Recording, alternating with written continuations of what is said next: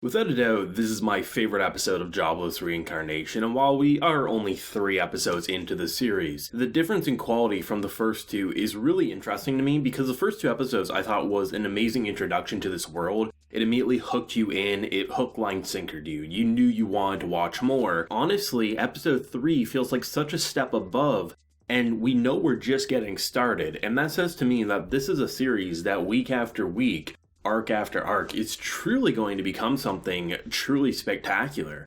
I mean, the Sophie storyline I thought was great. I mean, you knew it was going to be a female childhood friend that he assumed was a boy, the short hair, things like that.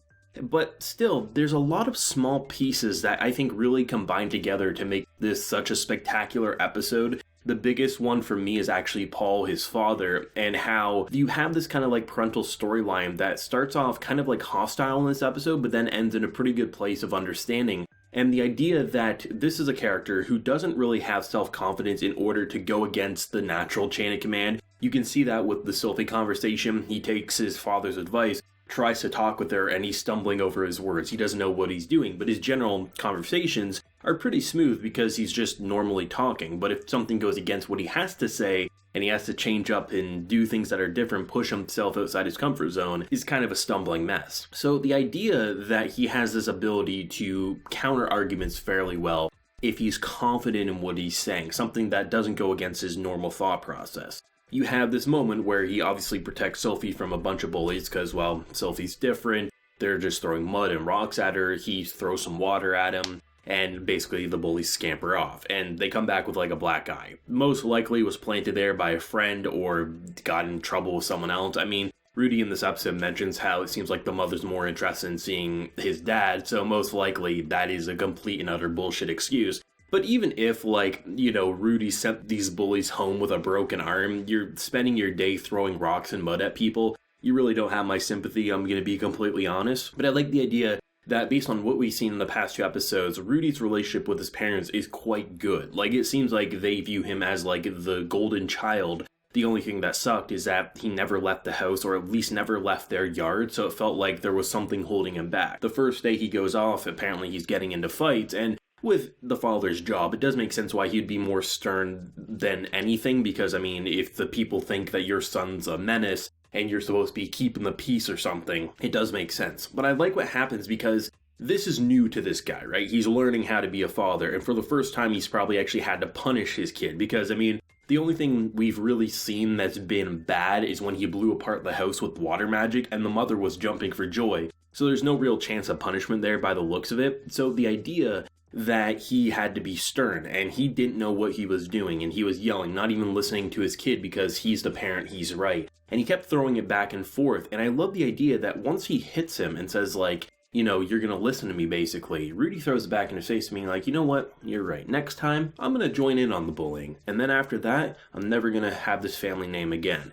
And it's interesting too, because seemingly this is what happened to the father himself in a similar situation, where he actually abandoned his home because he didn't like what his father was saying. Even though this was a very adult conversation for too young of a kid, because he reincarnated and remembered his previous life, it allowed for him to turn what could have been a very shitty father into someone who actually is going to be a great father, all things considered. Someone who starts listening, which I really like, because not only in that episode, you get this great moment where you see someone be really, really shitty, but then immediately regret his actions, which you also get his internal thought process, which I honestly thought we'd only ever get Rudy's. So the fact that we got Paul's as well really does shape it into saying, like, we're going to get some great characterization. Generally, that type of stuff you only get in, like, light novels and manga because you have the time to listen into other characters' heads. But the fact that we were already looking at this character design, it makes sense to throw his internal thought process in as well. But the idea that after, you know, our boy strips down the female friend here, Sophie's kind of embarrassed and shocked and just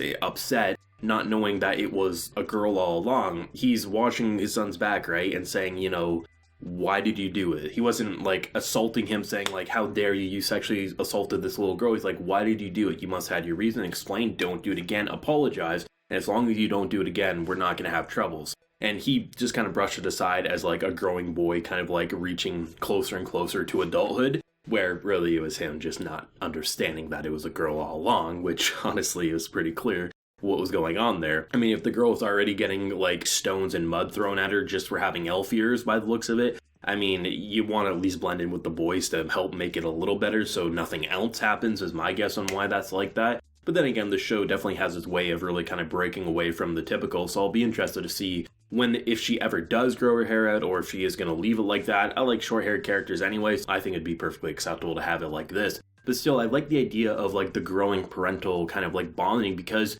you don't really see it in anime. Generally, either the parents are just super boring and you just brush them aside. They don't even have to be abusive, you just brush them aside because they're not interesting, or they're super lovey.